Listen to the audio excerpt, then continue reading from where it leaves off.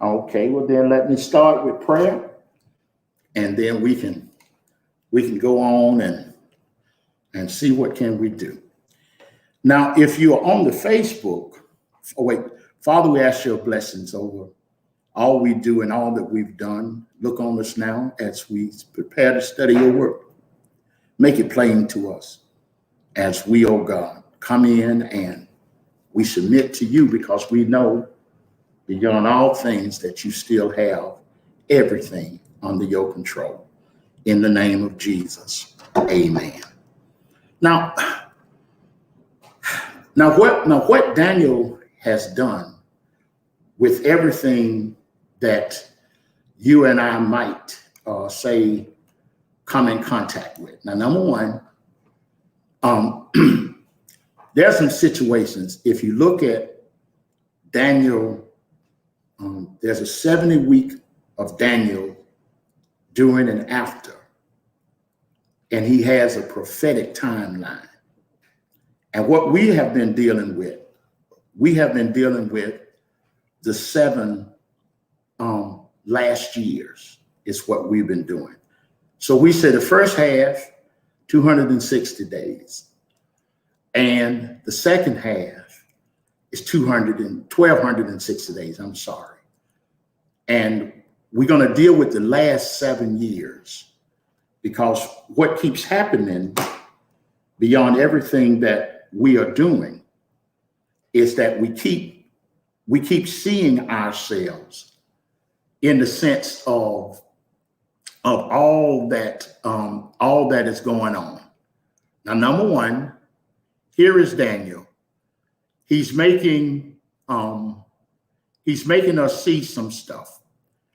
And what he's making us see is that he's making us see how, as children of God, that we can definitely, between everything that is going on and everything that is happening, what Daniel is trying to do, he's trying to make us notice these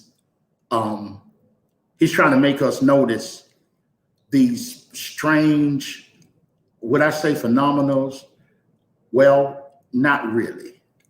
What I would say is that what Daniel is doing is that Daniel is making us see these different types of dealings. Number one, he has us looking at the Antichrist. Look at 9:27 and see what he's doing there. What he's doing there, he's making you, that's us. He's making us see these 7 things. So his 70th week begins with the 7-year covenant. And he's saying that the little horn Antichrist, that he's going to rise to political power. Now, what kind of made me challenged was the fact that people were claiming that Donald Trump was the Antichrist. And it was kind of funny, but it was not a ha-ha funny. It was a sad funny. Because see, just because you're having these political problems, it does not mean that these are the things that are biblically correct. Now, the little horn, that's what they call him, the little horn Antichrist. And he subdues 3 of the 10 kings. Now, some years ago, there was call it the European Union.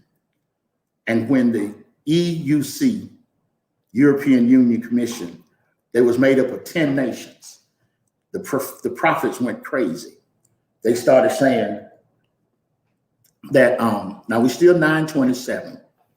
They started saying that this is showing that all of a sudden now, that all the things that Daniel had said, that they are becoming true. And see, when these things have come up, there you are, and you're trying to see where in Daniel's weeks do these things make sense. And now I want you, if you would, I want you, if you would, to, I can't say forget some of the stuff that you've learned, but I want you to think about some of the ways that you could almost make some of that stuff. See, does it make any sense? See would it pass a sniff test? Now watch what he's doing. So here is Daniel, and he's claiming, now this is Daniel 7 and 8, Daniel 7 and 24, Daniel 8 and 9, and Revelation 17 and 12. And then there's a period between the first half of the tribulation, the revealing of the small Antichrist, and the second half of the tribulation. Because of the 490 years, we are dealing with the last 7 years. Not now, because see, the church has to be raptured. See, now that's another thing, because many people in our day, they do not believe in the rapture. So when people don't believe in the rapture, then that leaves us with this, with this strange situation. And the situation that it leaves us with is that it leaves us with some idea that here is Daniel, here is John. And John claims that the Great Tribulation, it begins at Matthew 24 and 21 and Revelation 12 and 17. Now, the other week, many people got upset because, not the other week, but at the beginning of the COVID, and everybody stopped using money, and the credit card became the thing. And then you notice that people were tracking you with whatever you purchased. So you go online and you were shopping the other week. And as you were shopping, you come up with this whole idea of saying, now here I am. And when you say here you are, you're trying your best to try to make all these things make sense. And then when you come up with all of these, you're definitely in a situation where you are bombarded with all the stuff that you're seeing, and you're trying to understand it in the light of biblical revelation. And see, in the light of biblical revelation, the people will say, then you don't need your money, so send it to me.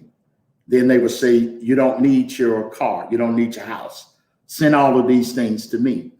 And there you are wondering, how do you make sense of these things?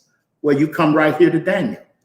Because see, the Great Tribulation begins, if we were reading Matthew 24, 21, then the mark of the beast is not the chip in your credit card.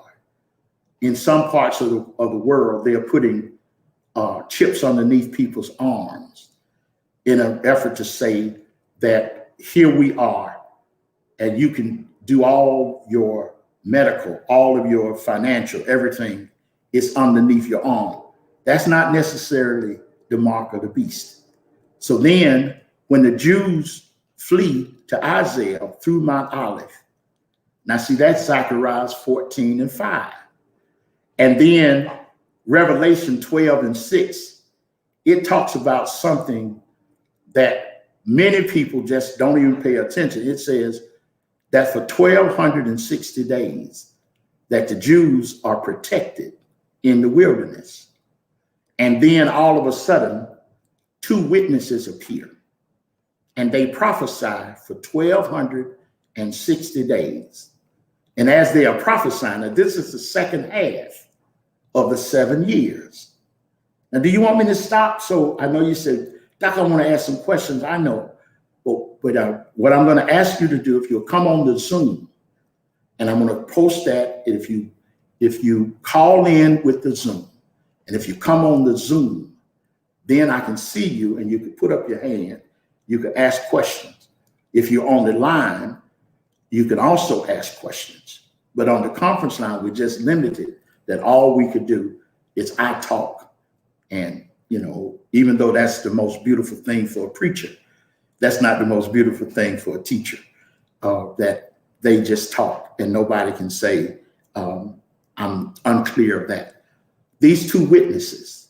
Now, many are saying that these witnesses will be Moses and Elijah but see, the reason that won't make sense is because Enoch is in heaven as well. And see, there are 3 people that we know that are in hell who did not die. And that's Enoch, Moses, and Elijah. Now, you might know some more people, but those are the 3. Enoch, the Bible said it was translated that he should not see God. And then Moses, they don't know where his body. And you remember when Jesus transfigured, we saw the law and we saw prophecy. And we saw him in the middle on the Mount of Transfiguration. So now here's the thing. When you look at those items, and then these witnesses, they are killed and they are raised to life. They're raised to life at the end. That's Revelation. That's Revelation 11. So 42 months, the Antichrist has authority, and it begins in Revelations 13, verses 5 through 7. And write that in your journal, if you have your journal, and look at the war against the saints. See, Daniel prophesies that in 7:21, in Daniel's chapter 7, verse 21. But I know some people still do not believe that the Bible is real. You have silly preachers who will stand up and say that the Bible represents what the people wrote. But then, because that person is then trying to justify some sin that he or his cohorts, or she or her cohorts, are trying to make not sin again. So when you say that it is the witness of the people, then you've actually taken the Bible's, when Daniel came into the room where Belshazzar was. When he came into the room where Belshazzar were. And when he came there, he looks up, and this is what he does. That was not Akkadian. That was not any type of Hebrew writing. When Daniel saw the writing, he recognized it as heavenly writing. And he almost stated, "Oh my God." He said, "A note from heaven." And he read it because in his mind, being a prophet of God, God had given him the ability to read the writing. So now here we are. Paul said that even though the Bible was written by men, these men were guided by the Holy Spirit. So when you hear people talk about this Bible, if Daniel predicted there would be war against the saints in Daniel 7:21, almost 600 years before Christ, here we are almost 2,000 years after Christ. And look what he does. He does the timing of the Great Tribulation. And then he cut it short. The approximate timing of it is cut short by the rapture, according to Matthew 24 and 22. Because here he is. He's making us see these things. And then the 2 trumps of wrath. There's Revelation 8. And there's then Daniel talks about the 30 days, the final wrath. That's Daniel 12 and 11. Then he talks about God's kingdom shall be restored. That's 45 days. And then, that's Daniel 12 and 12. And then Daniel comes and he talks about the 1,000-year reign of Christ over the nations. And that begins the millennium. Now see, look at all of that. Now, did I mention to you the seventh trumpet ends the 70th week? And the seven bowls, the final wrath. And then Daniel calls it, look at verse 27. Daniel calls it the consummation. Revelation in 15 calls it the final wrath. So how could it be that in all of this that Daniel is doing, how can Daniel start and stop all of this stuff that he's doing? How can he do it? How can he do it? So if he has everything that he's doing, if he has everything that he is accomplishing, all the things that he's accomplishing, he's making us see on these amazing time periods. And see, these time periods, they are strange time periods, because see what they are doing, they're bringing you, the believer, into a different type of shall I say, relationship with God, or shall I say, is bringing you into a different way of seeing, what God is able to do. So there is Daniel, and he's making you see these things in a great way. He's not trying to make you see them so that you can look up and say, oh my God, I better run and hide. No, he's trying to say to you, when you see these things, you're saying to yourself, oh my God, these are the things that I need to have to deal with. Because yesterday when we was talking about these clauses, everything that we have done and everything that we have tried to get, everything that we've tried to get an understanding of, Daniel is making us see them in a terrible way. And because he's making us see them in a terrible way, the only thing that we can do is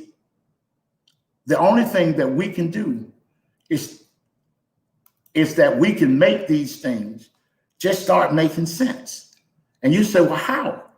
Because see, when Daniel comes up, and there is Daniel, he's trying to make you see what we call the second triad, Triad, because that relates to God's righteousness. And see, and Daniel isn't trying to like bring you out of some strangeness. No, what Daniel is trying to make you see, he's trying to say that God is bringing everlasting righteousness. And because God is bringing everlasting righteousness, you can handle these things because his words. Now that's Daniel again. Daniel is trying to make you, see how you can, that God brings in everlasting righteousness. He talks about it come in or it goes in. But see, this occurrence is not something that is just happening, shall I say, it isn't happening with just a sense it isn't happening with just a sense of these are the only things that we can accomplish. But what this is doing, it is making you see what God is really doing. Now, here Daniel comes up and he uses the righteousness. Now, this was the righteousness that he talked about when he was praying. He was trying to get us in listening to that prayer. He was trying, look at 9:7. Look at the 7th verse. He says righteousness, and please don't get angry with me when I say this to you. But see, Daniel is claiming that righteousness does not belong to the saints. Even though we want to claim righteous, we want to claim that we're righteous, but righteousness doesn't belong to us. Daniel said righteousness belongs to God. And see, and that would make you feel better If you could come into a space and you could know beyond anything that you are not the one who's in charge, but God is the one who is in charge, that you would know that you are not being measured by the people that you operate around or the people that you are in contact with, but you are being measured by God. Now, these are the things when Daniel talks about this righteousness, he says that this righteousness belongs to something correct. And no. He's not talking about man to man righteous. He's talking about righteousness that consists of his attitude, that's God's attitude, and God's actions towards his creatures and the standard that he has set for them. So see, this righteousness, it's not one that you can stand up and all of a sudden, I'm from New York. So the things I'm talking about are events that are happening in New York. All right. So when the virus hit New York, the righteous people were claiming that it was only affecting Black folk. Then all of a sudden, Black and white people started dying. And actually, for the first time, it was more white people were dying than Black people. But that wasn't good enough because that doesn't sell newspapers. That doesn't make people watch the news. That doesn't get the race baiters talking. So then everyone was saying that they were not testing enough in the Black community. Now, although the tests are free, you do know someone is paying for the test. So it actually has to either be the government or your insurance. So there has to be something making some compensation. So now if you don't have, say, a major insurance, getting a COVID test, it could become an issue, even though it's at CVS and they're hawking saying it's free, or Walgreens, it isn't free. Now you do know what your mama told you a long time ago. Nothing in this life is free. Even free is not free. So now there you are. So now the vaccine, and you knew since last year, there was only 300 million vaccines purchased. 300 million from Pfizer, like 150 million from the Moderna. But you also knew there were more people in America than the vaccines that had been produced. So now, do you really think those vaccines are free? Even though your tax dollar has paid for them, they're still not free. The doctor or the nurse practitioner has to be paid. The people who are gathering the stuff have to be paid. The vaccines, though they say they are paid for, but we do know that they add some more monies to them. Now, why am I saying all this to you? Because see, you will never understand the prophecies of God if you're always with your head in what the people are telling you. You can't even hear straight because all the things around you will make you feel as if that there's something that's terribly wrong. And they use the word that this isn't righteous, or they'll use the word like, if I didn't vote, that's my sacred duty. There's nothing sacred about a vote. It is your right as a citizen. But when you use the word sacred, you're bringing God there. Let me say that again. See, whenever you use the word sacred, it cannot be something that is man to man. It can only be between God and man. So your sacred right, if you want to talk about vote, you ought to give Jesus your heart. Then you've made a sacred choice. Because every 4 years, we elect a president. And every 3 years, we are told how horrible the president has done. So here you are now, and you're basing everything on who could tell the best lie. Could I say that again? Who could tell the best lie? And after you believe the lie, because there's nothing has changed. See, nothing changes. When Mr. Trump took over behind Mr. Obama, the only thing changed was he changed a few laws Obama had made. And then now you are saying righteousness. Righteousness is not what is righteous. Sending Bill Cosby to prison, sending Mr. Bill Cosby to prison, or sending the other gentleman to prison because the women that were trying to get ahead in their career made some horrible choices. And now, after 25 years, we come in and say, 25 years ago, this was not a righteous thing. You see, righteousness, according to Daniel, is by God, because it's changeless. It's not twisted. It does not have standards based upon what is accepted by the general public. See, God's righteousness has never changed. See, God's the only absolute. Science is not an absolute. Philosophy is not an absolute. The only absolute is God. And this is what Daniel is doing. He's trying to make you see. Look at 24. He's trying to make you see how intense it is. And he uses 24 to try to make you see how things, when he talks about everlastingness or eternity, and then he talks about righteousness. And when he speaks of righteousness, he's talking about the righteousness of the ages. And that's what it's supposed to mean. See, righteousness is not, see, the reason man's righteousness is wrong. See, 200 years ago, slavery was an accepted way of life. The presidents, the lawyers, the doctors, the preachers, everybody owned slaves.